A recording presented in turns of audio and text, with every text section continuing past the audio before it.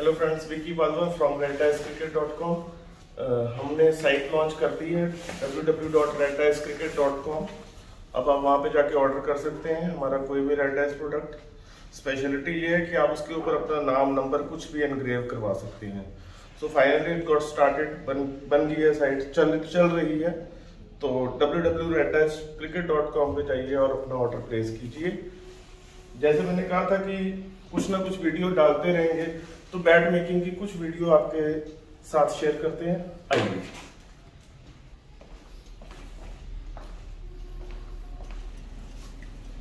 ये है bat pressing machine. इससे हम बैट प्रेस करते हैं और प्रेस करने से पहले बैट को 2-3 घंटे सरफेस के ऊपर पानी भी लगाना पड़ता है। जैसे ये सरफेस है, हमने पानी लगाया हुआ है इसको अच्छी तरह से। अगर नहीं लगाएंगे तो प्रेस से ये सरफेस क्रैक हो जाएगा। और इसकी ज़रूरत क्यों होती है मैं आपको बताता हूँ। देखिए, ये लकड़ी है बिना प्रेस, ये सॉफ्ट है। ये देखिए, मैं आपको बताता हूँ।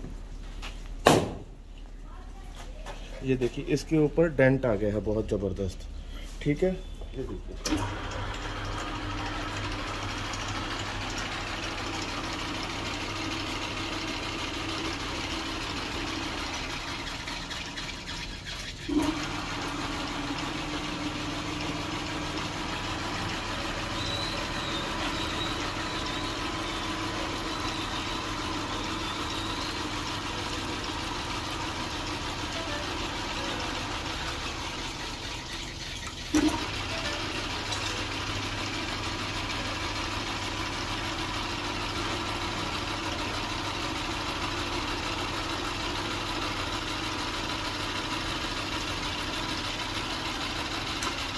एक राउंड करने का ऐसे ही हम उसको दोबारा करेंगे।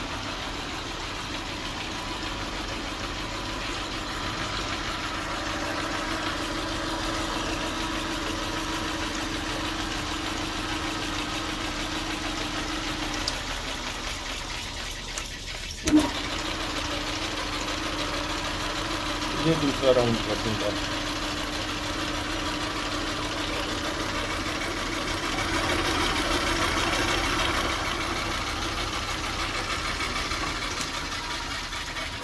ये बिल्कुल प्रेस्ड बैट है, आप इसके साथ जैसे मर्जी खेल सकते हैं। आज तो ये मोटराइज्ड प्रेसें आ गई हैं, पर उससे पहले कैसे होती थी प्रेसिंग, क्योंकि क्रिकेट को चलते हुए तो 100 साल से भी ज़्यादा हो गया। तो प्रेसिंग पहले इस हिसाब से होती थी, पानी ऐसे ही लगता था। बट मैं बताता हूँ, बैट उठाया जाता था, गीला बैट, उसको ऐसे रख दिया जाता था। ये मैं केन का यूज़ कर रहा हूँ। पहले टाइम में जो बड़े जानवरों की बड़ी हड्डी जो होती थी, उससे फिर ऐसे प्रेस किया जाता था। एक बैट को कम से कम 15 मिनट लगते थे कि बैट प्रेस होता था। प्रेसिंग इसलिए करते हैं, अगर नहीं करेंगे तो बॉल के साथ इसमें खड्डे पड़ेंगे। तो ये होता था आज का प्रेसिंग का प्रोसेस और पहले का प्रेसिंग का प्रोसेस। अब रही बात ऑयलिंग की, बहुत लोगों को बहुत सी मिसकंसेप्शन है ऑयलिंग के बारे में कि ऑयलिंग क्या होती है और होनी क्यों चाहिए। आइए मैं आपको वो भी बताता हूँ। मेरे पास ये एक ऑयल्ड बैट है, जैसे कि आप नॉर्मली सब करते हो ऑयल की। थोड़ा सा कॉटन में ऑयल लिया, डिप किया और सरफेस पे लगा दिया। 2-4 बार करते हैं तो कहते हैं जी ऑयलिंग हो गई, ऐसा नहीं होता है। ये देखिए, ये ऑयल्ड बैट है।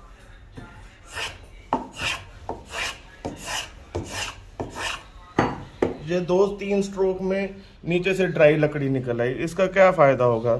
1-2 mm की लकड़ी को ऑयल करके आपकी बैट की क्या परफॉर्मेंस बढ़ जाएगी। तो ऑयलिंग के नुकसान ये है कि आप इसके बाद इसके ऊपर टेप नहीं कर सकते, आप इसको ग्लू से फिक्स नहीं कर सकते। सो ये ऑयलिंग नहीं होती। ऑयलिंग क्या होती है मैं आपको बताता हूँ। ऑयलिंग की जरूरत क्यों और उसको कैसे किया जाता था पुराने टाइम में, मैं आपको बताता हूँ।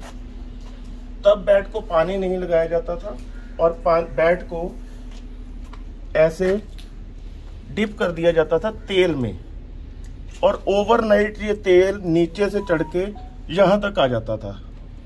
फिर उसके बाद जैसे प्रेस होती थी,